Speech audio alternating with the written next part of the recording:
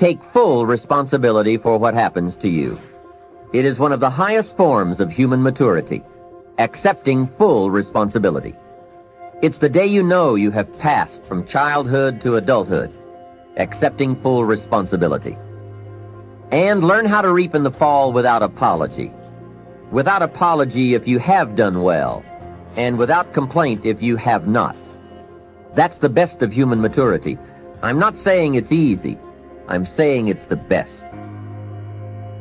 So having a mind that is open to everything and attached to nothing really means finding within ourselves the ability to get rid of a trait that I find so common in the contemporary world. Do you know that most people that I meet spend their lives looking for occasions to be offended? They actually are out there hoping that they can find some reason to be offended. And there's no shortage of reasons. They're out there everywhere. The way this person dressed, what this person said, they turn on their TV, they hear the news, they're offended by this, someone used language that they didn't like, someone doesn't share the same customs that you, and people all day long. In fact, if you keep track tomorrow, you will find probably 100 reasons that you can go around being offended. But a mind that is open to everything and attached to nothing is a mind that says, I'm never looking for anything to be offended by. And that whatever anybody else out there has to say, my response to that is, that's an interesting point of view. I've never considered that before.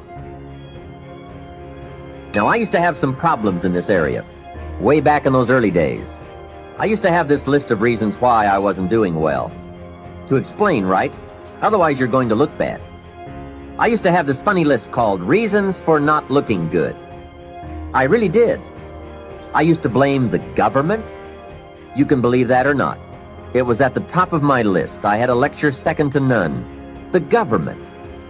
I blamed taxes. Look what you've got left after they take everything out. Taxes, that was on my list. I blamed prices. That's easy, right? You walk into a supermarket with $20 and come out with this little half bag of groceries. That was on my list. I blamed the weather. I blamed the traffic. I blamed my car. I blamed the manufacturers. I blamed my negative relatives. They were always putting me down. I blamed my cynical neighbors. They were just selfish, looking out for themselves. Wouldn't loan me any money. I blamed the community. I blamed the economy.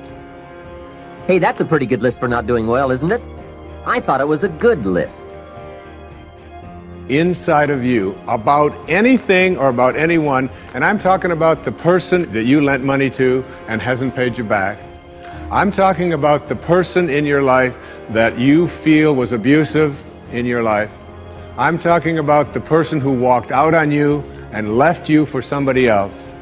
I'm talking about all of the things that you have justified in your heart and in your life that you have the right to be resentful about.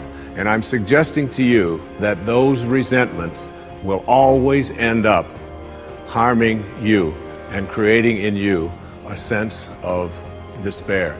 I've often said that no one ever dies from a snake bite. The snake bite will never kill you. You cannot be unbitten.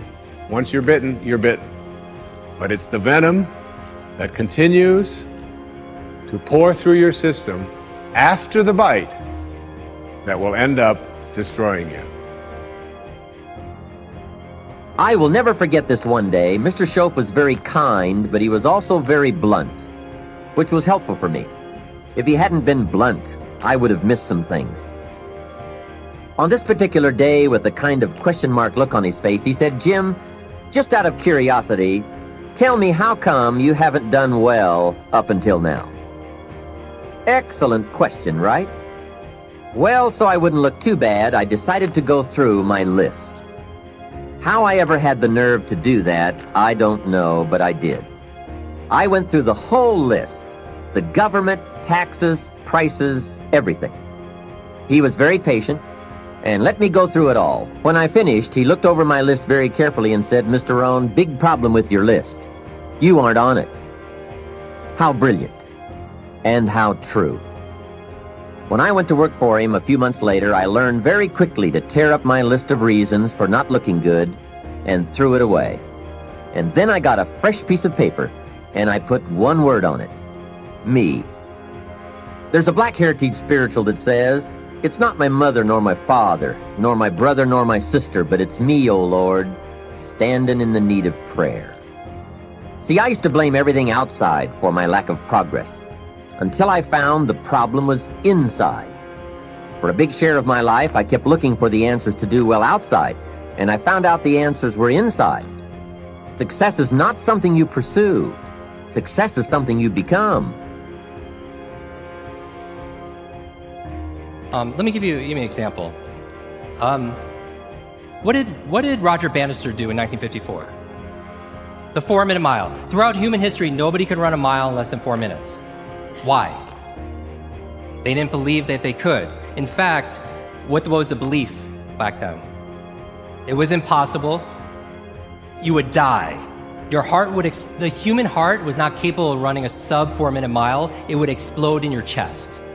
Now that was the belief. Would that keep you from running a 4-minute mile? Like, I'm a runner, that would keep me from running, period, right? And so it's interesting, how he actually was able to do it is he actually visualized himself crossing the finish line and seeing it says 3:59.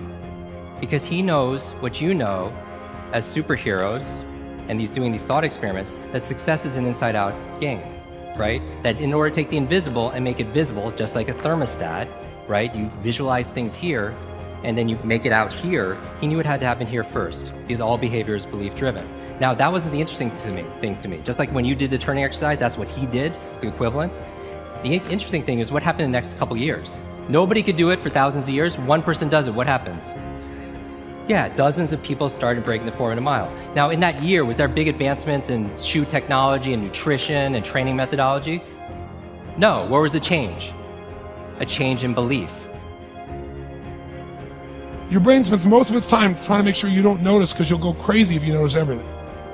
But when you decide what's most important to you, your brain goes after it.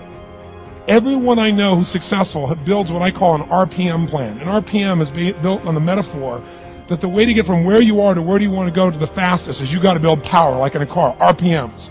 And the R stands for they know the result they're after. They know what they want precisely. If you don't know exactly what you want, or you let yourself get beyond that into something general, you're not going to achieve it. Clarity is power. You got to know the specific result you're after. What do you want? If you can't answer that question right now in your personal life, in your body, in your relationships, in your finances, in your spirituality, then you're not going to be as fulfilled as you want to be. Today we're going to have you answer one of those questions at least. The second part of it, you got to know P, why you're doing it. Because you know what? You may get a big goal. Somebody says, I want to make $1 billion. I want to bring peace to the earth. Why? Because as soon as you come up with a goal, all the obstacles show up. Unless you've got enough emotional drive to break through that, you're never going to discover what it really takes. So you got to get yourself past that. And the way to get past that is have enough reasons. Reasons come first, answers come second. This man did not know what he wanted. He did not have enough reasons. To ask intelligently, you got to ask specifically. To ask intelligently, you got to know why you want it, to have enough drive to make it happen, enough juice to make it happen. If you don't have enough reasons, you will not make it happen. And the M is, what is your massive action plan? What is going to get you to actually follow through? Because the first plan's not going to work and the second plan's going to work, so you better have enough plans. If the first two don't work, you still got something else. Otherwise, you're going to be having excuses why it didn't work. So asking intelligently requires that. So if we're going to be extraordinary in our results, we've got to be in an extraordinary state. We've got to know what we want and we got to go use it. Whatever it may be, you can make a living doing it and simultaneously provide a service for others. I guarantee it. The only thing that will keep you from playing the music you hear and marching to the unique drumbeat you experience within is fear. According to A Course in Miracles, there are only two basic emotions. One is fear, the other is love. You may fear the disapproval of others. Take that risk and you'll discover that you receive more approval when you don't seek it than when you do. You may fear the unknown. Take that risk as well. Wander in there, asking yourself, what's the worst thing that can happen if this doesn't work out? The truth is that you will just move beyond it. You're not going to starve to death or to be tortured if something doesn't work out. You might fear being successful. You may have been conditioned to believe you're inadequate or limited. The only way to challenge these absurdities is to go toward what you know you're here for and let success chase after you, as it most assuredly will. Or you may fear the biggest one of all.